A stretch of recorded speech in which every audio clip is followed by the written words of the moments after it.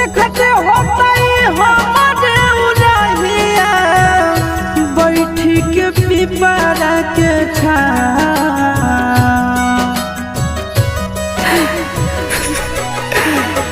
देखते होता हमारे उड़हिया बैठी के पिपरा के रुक रुक रुक अरे टरेनिया रुक रुक रुक रे टरेनिया ले ले चल जनुआ के गाँव रुक रुक रुक रे टरेनिया।